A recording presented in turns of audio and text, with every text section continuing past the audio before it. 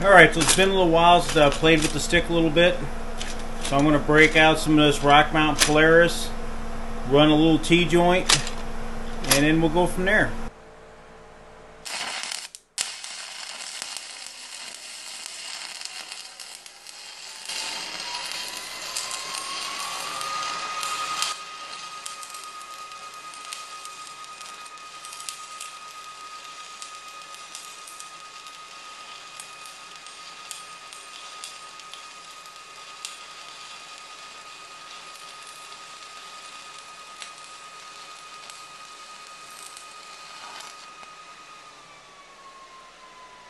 So I forgot how easy that Rockmount rod starts.